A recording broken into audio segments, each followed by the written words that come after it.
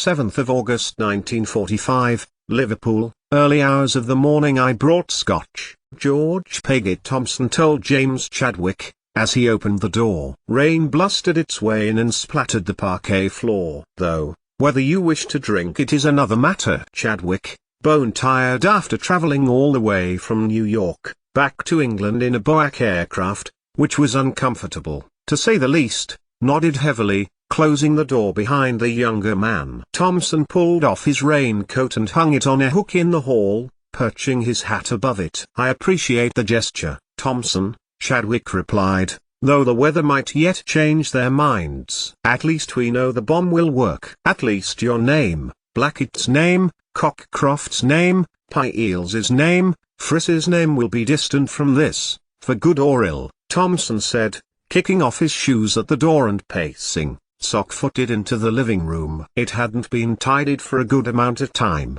many months at least. This was the Chadwicks' home, bought in Liverpool to suit Aileen, but hardly occupied because of James Chadwick's work in Los Alamos. The twins had grown up in Canada, and there they would probably stay, Liverpool being unrecognizable as their home, even if they did remember their home city, because of the bombing that had taken place, sometimes suffering even worse than London, for though Britain was blacked out, Ireland, a neutral country, had not, and so the shape of the east coast of Ireland had been as incandescent on the night of the 3rd of September 1939 as it had been on the night of the 2nd. It worked, Thompson, Chadwick told his former and current colleague. The whole thing has worked. Friss and Pie Eels had their calculations correct. The Americans had conceptualized the whole thing. The brightest and the best had worked on the bomb. Szilard, Boer, Fermi Oppenheimer had pulled it all together. He hadn't said, but Robert Oppenheimer must have appreciated the irony.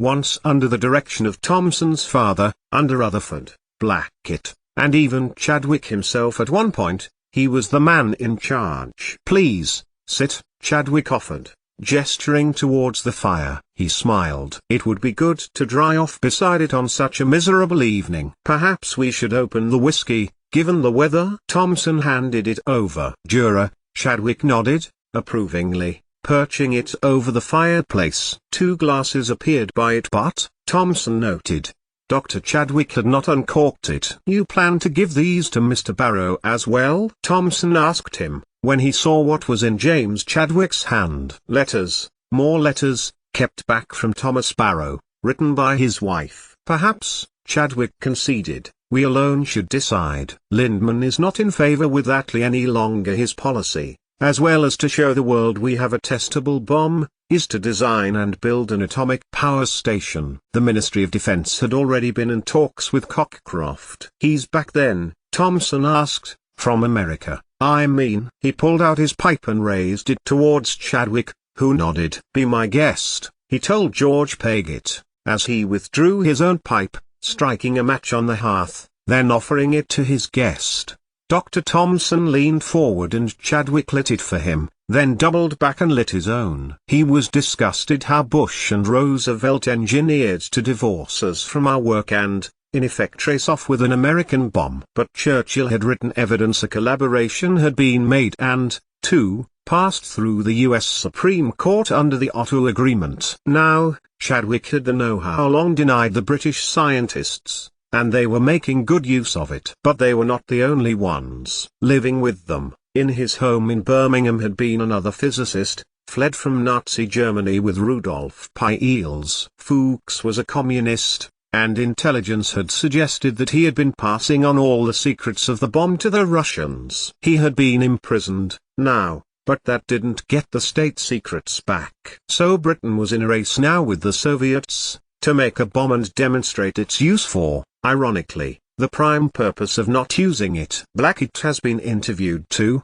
over the Fuchs affair. George Paget told Chadwick. Kapitsky went back to Russia to fight for his country and he was imprisoned for being a capitalist. Blackett is a socialist, James Chadwick conceded, puffing on his pipe, though, that does not make him a communist. I would trust Blackett with my life. In fact, I have trusted Blackett with my life. At the Cavendish, when one of the barium plates shattered, he saw Thompson's eyebrows raise, and coughed. though it was nothing to do with the pipe's smoke. Before your time, he added. You are the next generation, the new blood. I was, George Paget Thompson replied, before my father died. But it is an even newer generation occupying the Cavendish now, molecular biologists, he added. He glanced down, and pulled a letter at random. You make the final decision, Chadwick, Thompson told him. You knew her better than me, and him, the butler. But he looked at the letter anyway, unfolding it, and strained to read Milo's messy hand. He walks with the Pathfinders, a group who go out for whole weekends, fishing, camping. He looked to Chadwick. Who's this? He asked. Heisenberg, he replied, choosing one for himself to look at. But I was outraged when the man touched my arm. HP told him to meet him outside, and I could not work out what was going on until he told Schrödinger that the only reason he wasn't killing the man on my behalf was because he needed the whole world to see how impossible his equation was, to make him look foolish, you might say. But I know he was deeply put out by the incident. He fears for my safety, which I feel foolish about. Planck has given up a room in his home for me, and it is just a moderate walk to the university. Thompson looked up. She talks a lot, her boy at Heisenberg, he added, looking at a second one. And here, Dirac in Göttingen, talking about his resolution of matrix mechanics and wave mechanics, explaining to Milo that are equivalent to one another. Oppenheimer must have been there at the time, Chadwick noted. And they go to the Solvay conference here, in this one. Thompson peered over, and points to a paragraph at the bottom. And you were going to go without a word? With Guy Dexter? To America? Are you no longer my friend, Thomas Barrow? Here is another, where she chides him for sending a forwarding address, in California, Chadwick told Thompson, gesturing with the butt of his pipe. She tells him she will never write again. That was what Lindman was going for, looking for an excuse to confiscate her letters. He shook his head. He hated us, those who worked with Rutherford, Milo the more for being female and being given access to a laboratory position. He's really as bad as all that? Thompson asked. Chadwick shook his head. Worse. Because of his arrogance, his narcissism, he believes he is always right. He claims to be leader of the Cherwell research team, but they have barely researched anything, and have spent 3 times longer than we did ourselves in our own breakthroughs just confirming our results. He shook his head. I am only glad Sir Ernest was not alive to witness Lindman's disastrous management of it all. Chadwick passed Thompson more letters, and again George Paget opened them, reading the first in the pile. This does not seem to be to Thomas at all. This is to a Mrs. Daisy Mason, expressing her concern at a thwarted assassination. Chadwick immediately got up and looked at the letter that Thompson held out to him. James Chadwick craned at the letter. I take heart that Tom Branson thwarted Major Chetwood in his assassination attempt, and that he was thanked by the king. Chadwick looked at the letter again, looked at the date, June 1926. Did you hear of this? Thompson shook his head, examining another. But I did hear of this. Chadwick looked up from that letter, pushing his spectacles up his nose. Yes, well, the less said about that the better. But, of course, it was surely Thomas Barrow's antics worthless. Richard Ellis. That drew his attention to Lindman. The professor is astute if he is anything, and was probably waiting for something of this incendiary nature to fall into his hands. Thompson looked at him incredulously. Against Ashby? He asked. A very petty man, Chadwick told him. Holds grudges almost as long as the Irish. He leaned closer to Thompson, and gestured with his pipe again. Frederick Lindman saw a woman head and shoulders above himself, academically speaking, and it riled him. And her close relationship with Heisenberg and the others at Göttingen. Don't forget, he immigrated himself in the 90s, coming to a country that his father had lauded as the most superior in every way. Well, began Thompson. And then, suddenly, Germany became the place to be as a scientist. By then, though, Lindman was Lord Cherwell, and was loath to give up the title and the money. And here was this woman who was brilliant and unassuming, fitting key-like into the lock of Göttingen University. Even Sommerfeld, who had been against Ashby being in Germany as Heisenberg's parents were for her, well, for her existing, admitted a positive influence on Professor Heisenberg. But it was that very same influence that,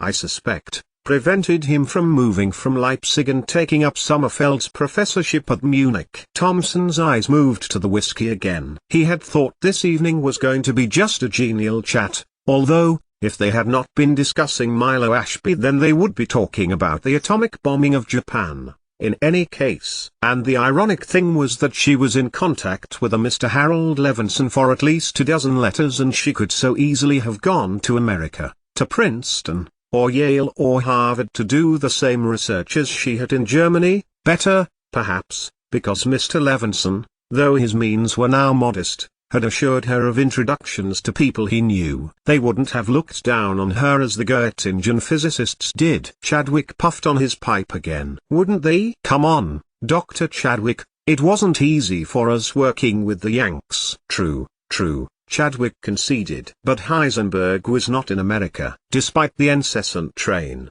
despite the fire crackling in the fireplace, he still felt cold. But his heart was also uneasy. He did not know where Melusina Ashby was, despite petitioning Lindman, who claimed he did not either. If she has been imprisoned, executed, you need to tell me. Chadwick had stormed, when he had discovered all of Frederick Lindman's involvement in Melusina Ashby's fate.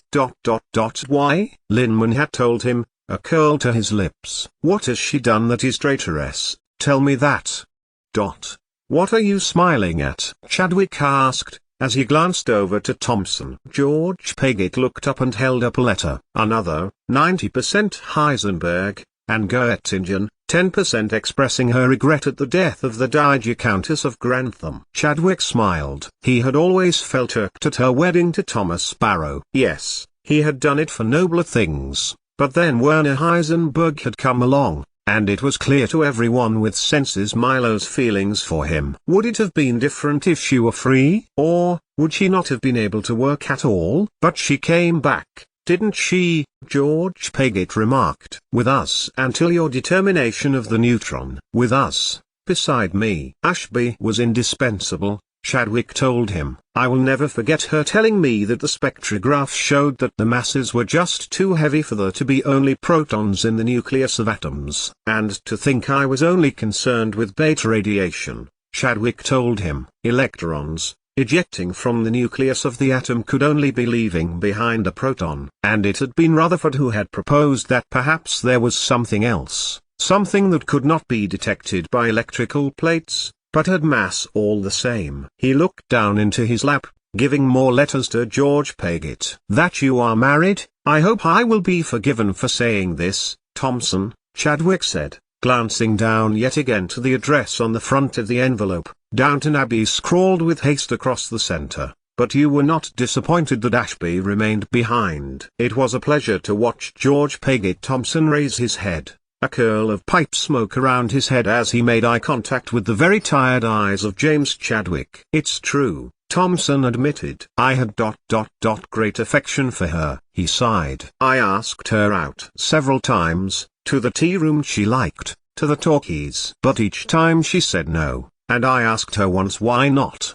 Because your father would not approve, so I would not approve, she told me. He laughed quickly. It's true, I thought her marvelous. But I can see now that sort of fraternization might have cost her her position. Father would have disapproved, and would very likely have dismissed her. And I wouldn't have a Nobel Prize, Chadwick remarked, wryly. For others would have got there before me, Strassman, Meter, Ashby's most revered scientist. So I too am glad you didn't, Thompson. He clapped the younger man on the shoulder in a jovial manner, but Thompson only looked back to him, wretchedness on his face. Then, he opened another letter, and began to read. How my heart is full of joy that you are now back in England, Thompson read aloud. Chadwick looked up from his own, and gave a little of interest. Thomas Barrow, George Pegott told Chadwick. She is pleased he has returned to Downton Abbey and been given his position back. She is pleased he is living in her old house, and begs him forgive her for not writing sooner. Because she was working with me, Chadwick told him. But it was 32, and we went to the Royal Society because Rutherford was still president. We all did, except Ashby. We presented our findings then. But Ashby had already left, bound for Germany again, bound for Heisenberg, for he had written to her of his delight and pride at being awarded his own Nobel for his uncertainty principle. He held the letter aloft, words written, not in Milo's crabby, untidy hand, but by someone with careful shaping of letters, neat and spick and span. This was Werner Heisenberg's own letter to Milo, and to Thomson it looked well-thumbed, from its crinkled edges and rounded corners. There was a fold right down the middle, too. I do remember, Thomson admitted, but then resolved to say nothing more on the subject of his heart and me. Lucino Ashby, John Cockcroft and Ernest Walton spoke at the Royal Society, as I recall, for their work on splitting lithium atoms with accelerated protons in a particle accelerator of their own devising. But Chadwick was not really listening. He was reading another letter, his hand shaking a little as she told Thomas of her life. Germany.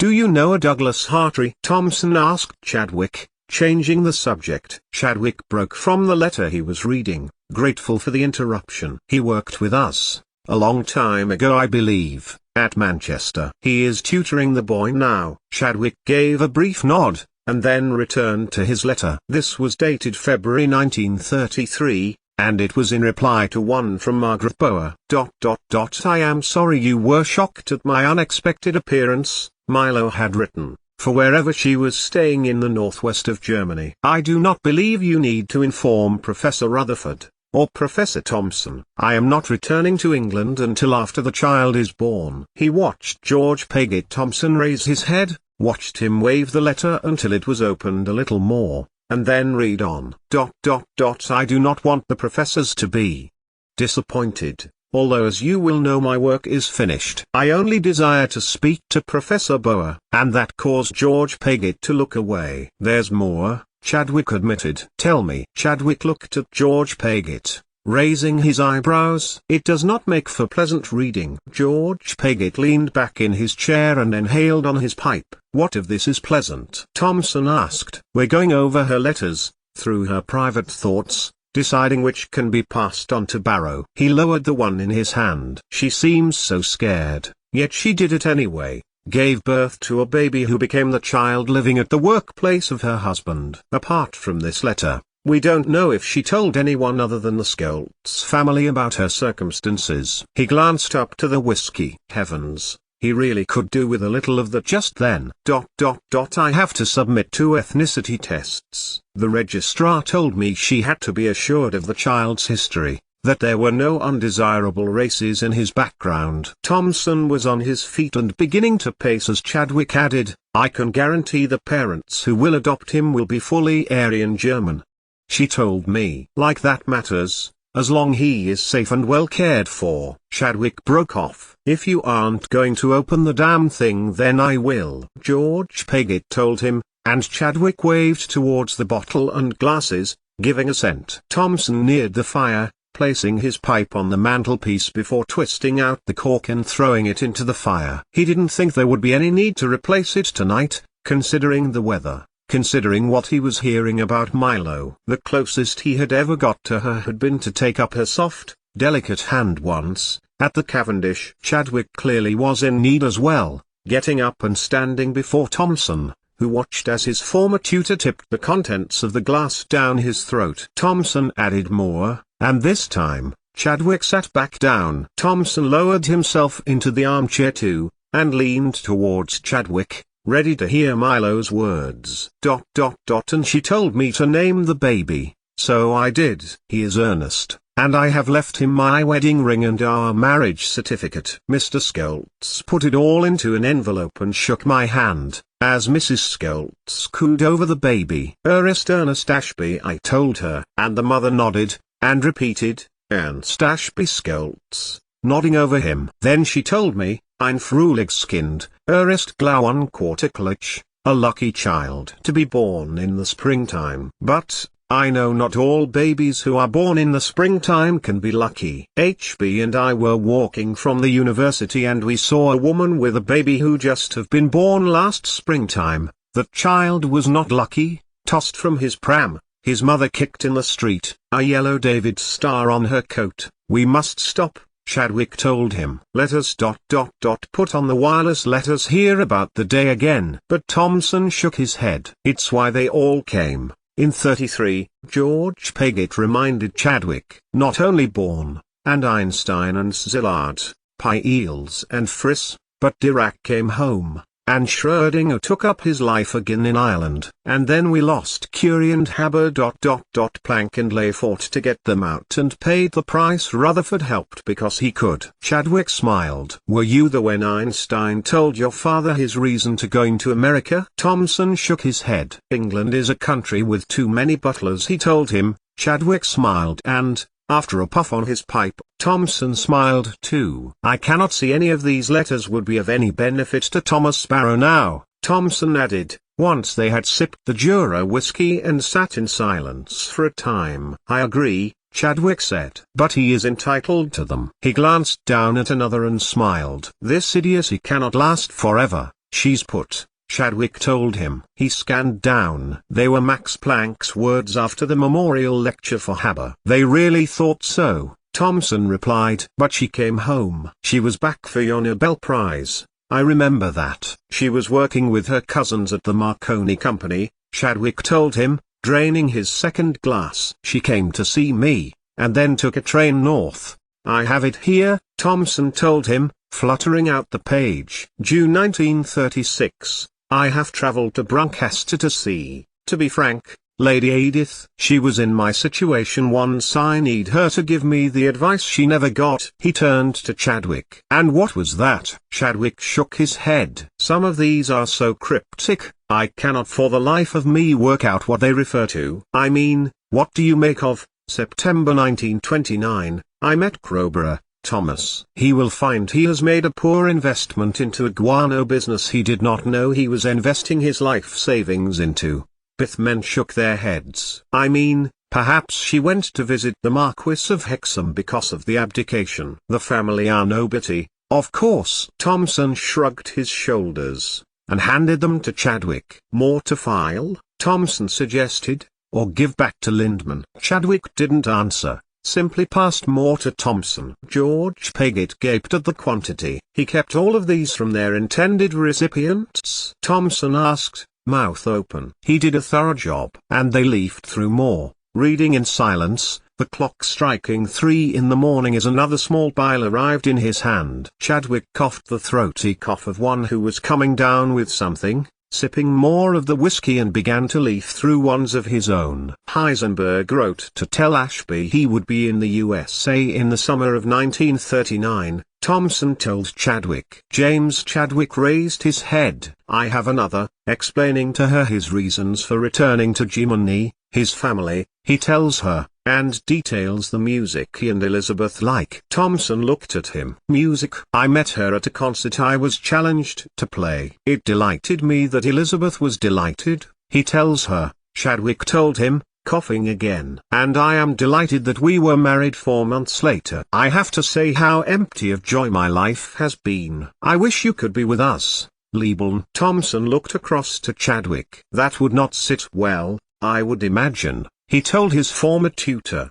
Do you have any of when Lindman recruited her? Chadwick looked through the rest in his hand and shook his head. When was this? 1940. When my father died, Thomson said, quietly. And when Ashby was recruited by Lundman. I can see she must have been at a low point, and probably was charmed by the professor's words. He can be quite persuasive, and if he told her he needed an expert in nuclear physics, you know what she's like, she would have been proud to have volunteered. Chadwick shook his head. I wanted her on the Maud project, he added, with you and I, and Friss and Peierls. But, then there was Lindman's ace card, he added, Barrow and his homosexual tendencies. Thomson replied, I told him this. I told him Ashby put herself into danger and allowed herself to be called a traitor. He got to his feet again. If you asked me to say what I would have done with all of these, Chadwick, I say, burn them all. It is no use going over the past,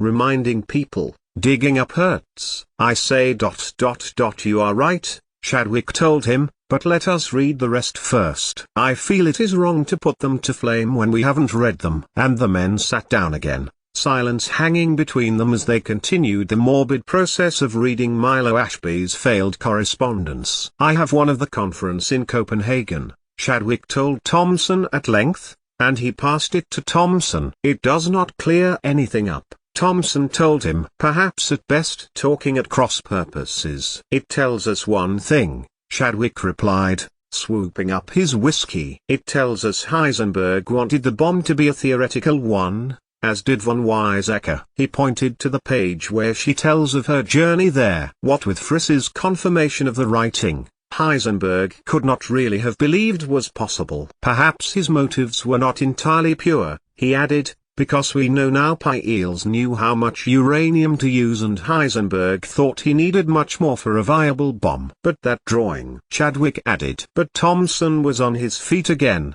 as more rain smashed at the windows. He must have been at cross purposes, because Boer told everyone at Los Alamos that Heisenberg drew him a bomb. It was only when Friss, Thompson nodded, getting the picture. And this is a man who is used to subterfuge. He received Friss's information about fleeing to Sweden, which dear Otto had made into the full stop at the end of a sentence, in order to get the newspaper there. And do you know how Boer sent the return message? Thompson shook his head, in the tooth cavity of a pilot. Thompson smiled, really smiled, for the first time that evening. And they went on reading, about Milo telling Thomas that they had, in August 1942, all of the atomic scientists visited Joe Chimstel.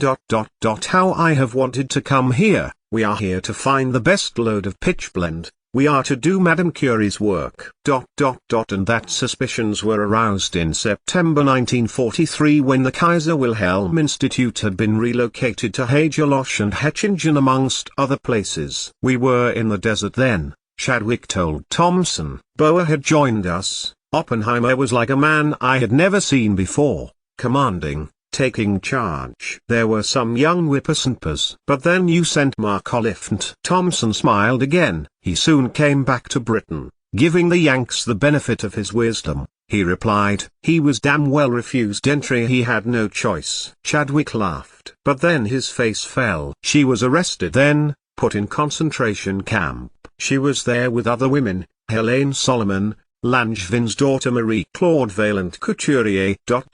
Charlotte Delbo. He stopped reading. I think Ashby is the bravest woman I ever knew, the usually stoic Chadwick told George Paget Thompson. She was no traitor, Thompson mused. Nothing she could have done would ever have made a bomb, even if they had had the technology and the uranium-235 that the Yanks had. Then he looked at Chadwick. You don't suppose that Lindman knew that? Chadwick stopped for a moment, then opened his mouth to say something, but simply laughed. No, Thompson, he told him. Lindman is all mouth and no substance. All he was good for was a fake death at the hands of the SS when in actual fact she had returned to Hagelosh and Heisenberg and the others. Then, declared Thompson, I think that is all we need to say. Cast them to the fire, my dear fellow, he added, seizing the Jura whiskey bottle, now half empty, and refilling their glasses. To Milo, Chadwick repeated,